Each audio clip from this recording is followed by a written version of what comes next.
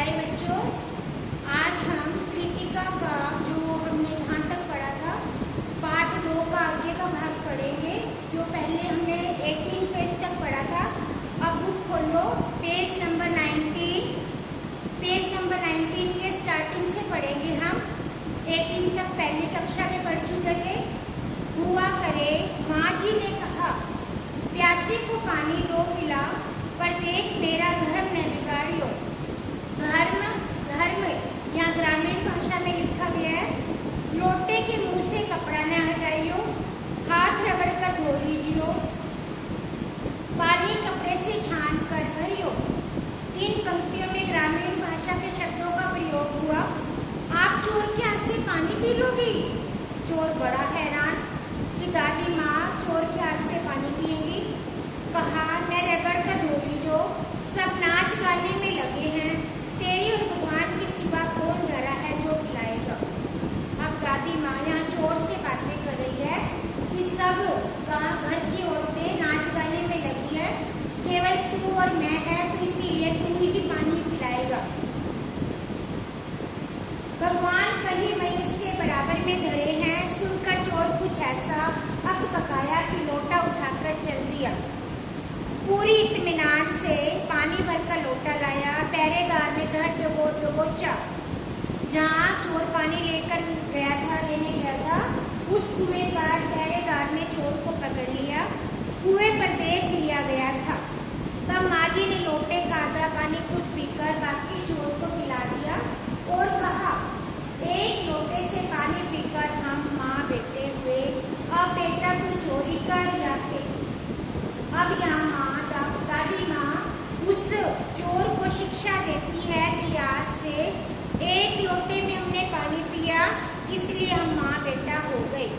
बेटा बेचारा किस लायक रह गया, सो रोमांचक धंधा छोड़ खेती में लग गया। सालों साल लगा रहा। जब मैंने उसे देखा तो बड़ा भला मानुस बुरा लगा, मुझे डरा डरा हैरान सा। यहाँ लेखिका ने उस चोर को देखा तो वह बुरा हो चुका था। अब खानदानी विरासत कहिए या जीवाणुओं का प्रकोप, उन दो सनकी पुलियों के बीच में मैं अच्छी फंसी। एक तरफ माँ जी के चलते अपनी लड़की होने पर वीर भावना मन में नहीं थी, और दूसरी तरफ नानी के चलते देश की आजादी को लेकर नाहक रोमानी ही रहे। अब यहाँ पर उनकी दादी और नानी दो अलग अलग औरतें थी और दोनों का स्वभाव अलग अलग था। 15 अगस्त 1947, अब इसमें देखेंगे 15 अगस्त 1947 को हमारा देश आजाद हुआ था। जब देश को आजादी मिली, या कहना चाहिए जब आजादी पाने का जश्न मनाया गया, तो दुर्योग से मैं बीमार थी। उन दिनों टाइफाइड खांसा जानलेवा रोग माना जाता था। अब यहाँ लेखिका ने उस समय का वर्णन किया जब देश आजाद हुआ और लेखिका को टाइफाइड हो गया था। इसलिए मेरी तमाम रोने के बाद डॉक्टर ने मुझे इंडिया गेट जाकर जश्न में शिरकत करने की इजाज़त नहीं दी, क्योंकि डॉक्टर अपने नाना के परम मित्र, उससे ज़्यादा नाना थे। इसलिए हमारे पिताजी बात बात पर सत्ताधारियों से लड़ते फिरते थे। मैं रोती कलपती रही। क्या कोई बच्चा इकलौती गुड़िया के टूट जाने पर रोया होगा? मेरी उम्र तब 9 बरस की थी। अब लेखिका उस समय 9 साल की थी। इतनी छोटी की गुड़िया से फैलती, इतनी छोटी की नहीं, डॉक्टरी तरफ समझती। तंग आकर पिताजी मुझे ब्रदर्स कारामों जो उपन्यास पकड़ा गए। अब यहाँ लेखिका के पिता ने इतनी छोटी आयु में उनको एक नॉवल दे दिया पढ़ने के लिए, उपन्यास नॉवल। किताबें पढ़ने का मुझे विराग था। विराग मतलब रोग जिसको बोलते हैं। जो कुछ देर बाद मैंने देखा, पिताजी को छोड़कर बाकी के सब प्राणी पलायन कर चुके थे। पलायन करना चाहा। पिताजी दूसरे कमरे में बैठे अपनी किताब पढ़ रहे थे। कोना छोड़कर मैंने भी किताबें खोल ली। एक बार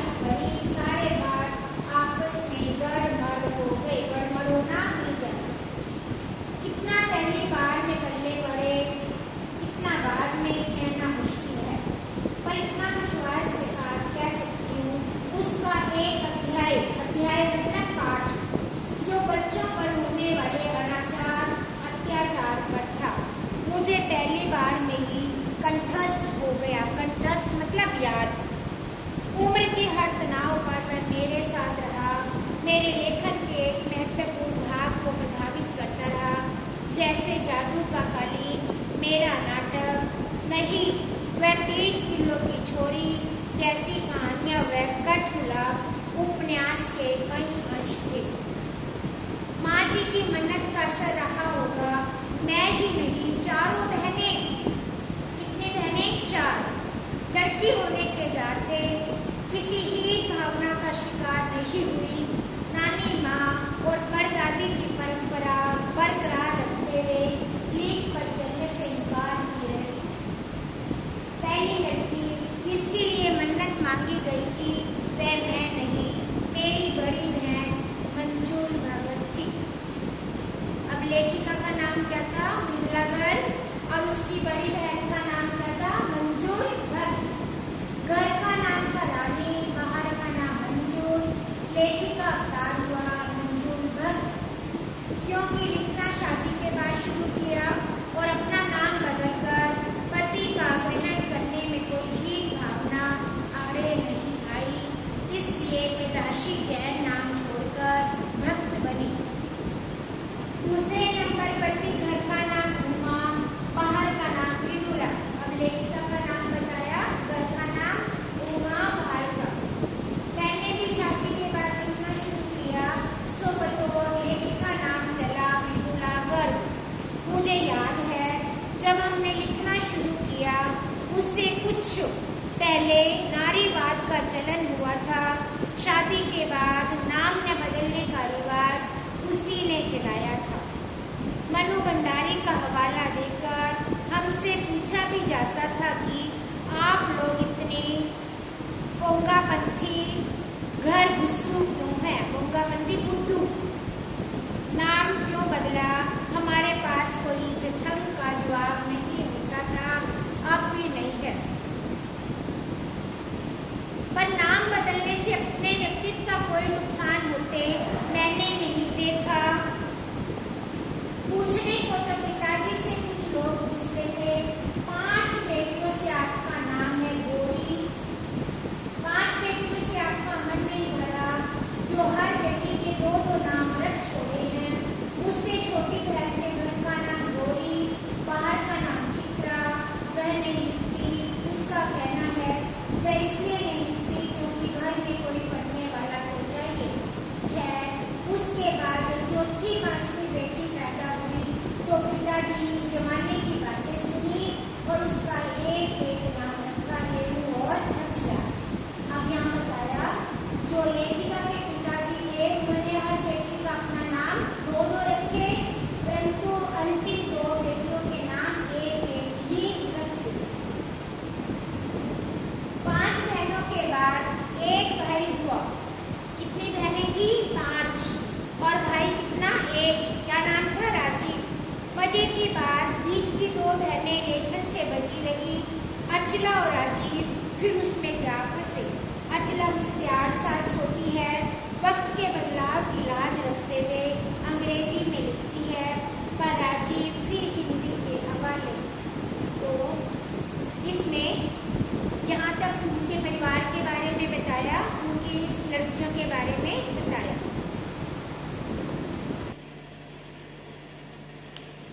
हम 4 लिखते हैं और तमाम खानदानों में पढ़ता है। मेरी ससुराल में मुझे कोई नहीं पढ़ता। इस तथ्य को हजम करने में मुझे काफ़ी वक्त लगा। यहाँ मतलब है कि लेखिका जो लिखती थी केवल उसके ससुराल के लोग नहीं पढ़ते थे, उसकी बात और संसार के सब लोग पढ़ते थे। फिर उसके फायदे भी नजर आने लगे। कम से कम घर के भीतर तो मुझे हिंदी आलोचना बुद्धि से 2-4 नहीं होना पड़ता।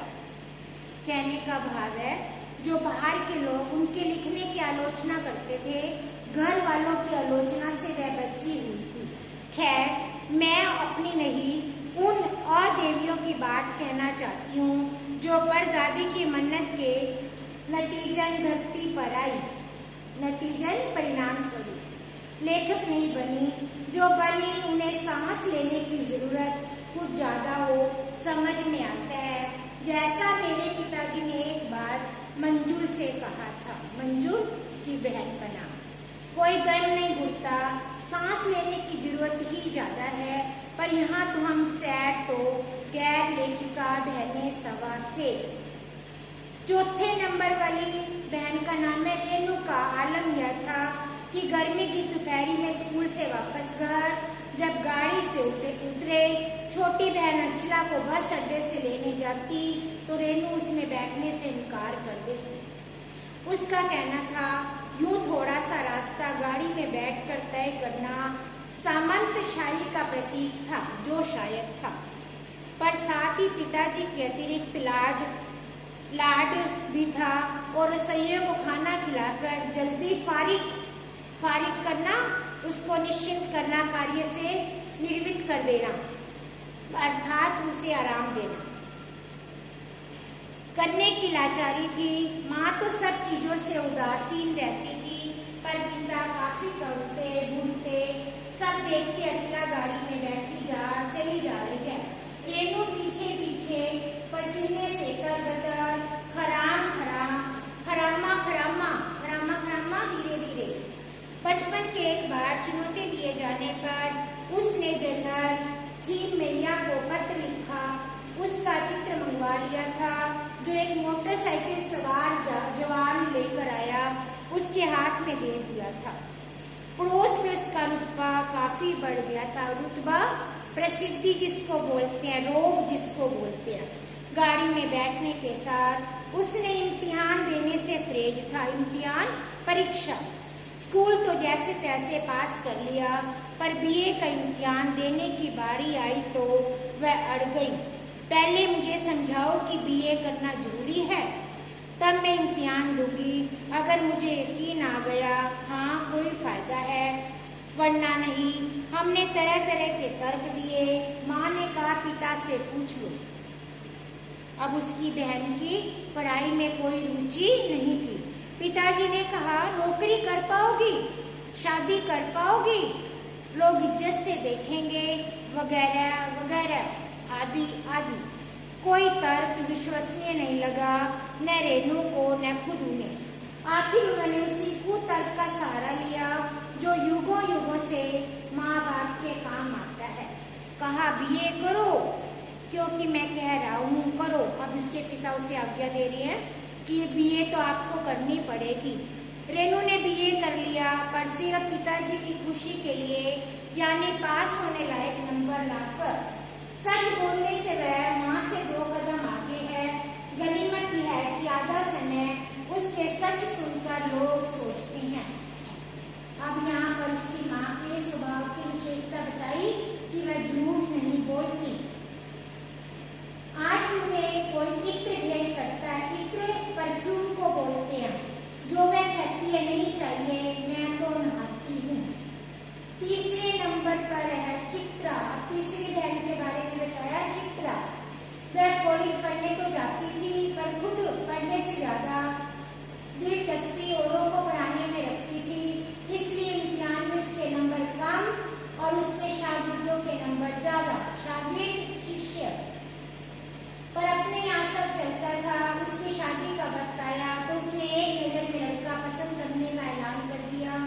शादी करेगी तो उसी से।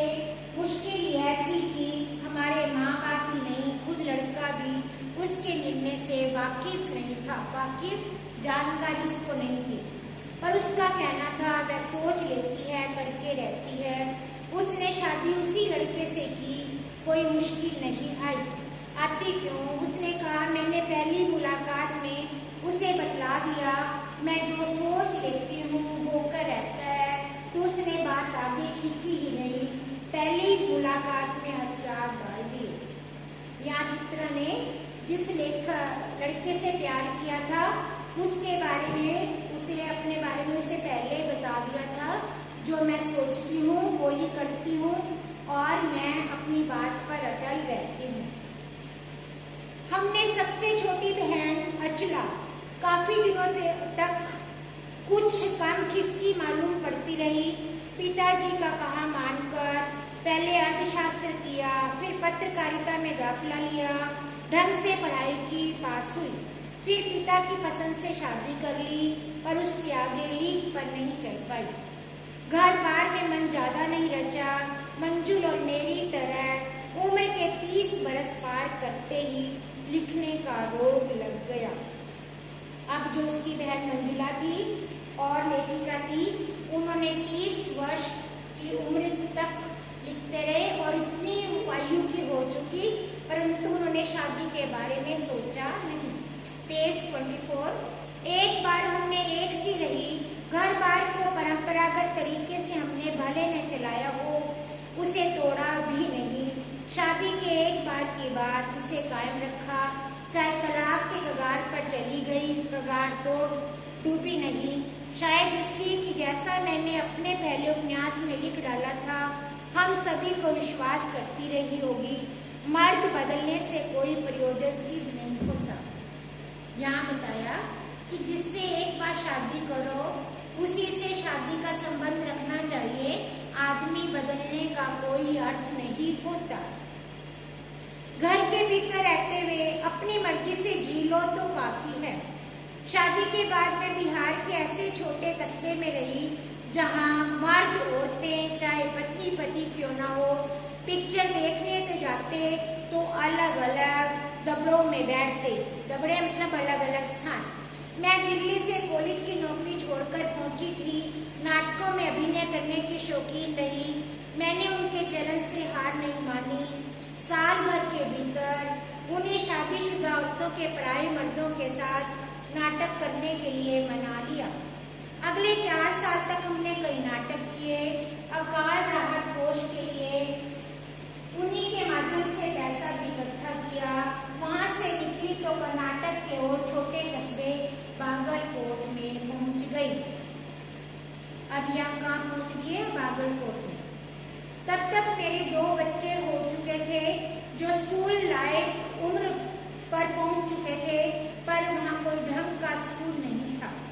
लोगों की राय थी मेरे पास के कैथोलिक बिशप से दरखास्त की, उनका मिशन वहाँ के सीमेंट कारखानों की आर्थिक मदद से हमारे कस्बे में एक प्राइमरी स्कूल खोल दे, पर उन्होंने कहा चूंकि उस प्रदेश में क्रिश्चियन जनसंख्या कम थी, इसलिए वहाँ स्कूल खोलने में असमर्थ थे।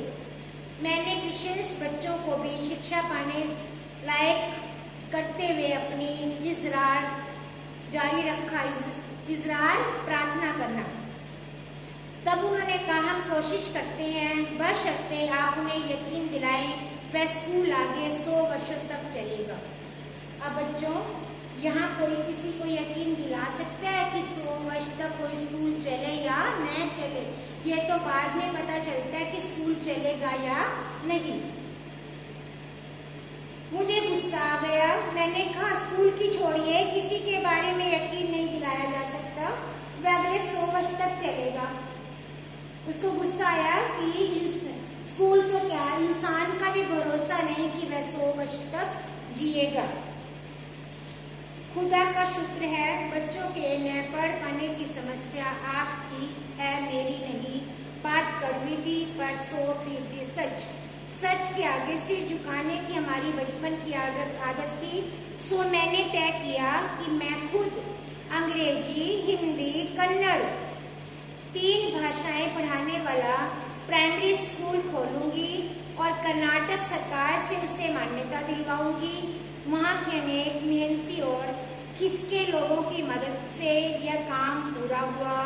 मेरे और अन्य अफसरों के बच्चे उस स्कूल में पढ़े। बाद में अलग अलग शहरों के ख्यात स्कूलों में दाखिला पा गए। प्यारे बच्चों, अभी भी पाठ बहुत लंबा है, तो दूसरे यदि हम ज़्यादा पढ़ेंगे तो आपको समझ नहीं आएगा। तो आज हमने पाठ का आधा भाग और पढ़ा।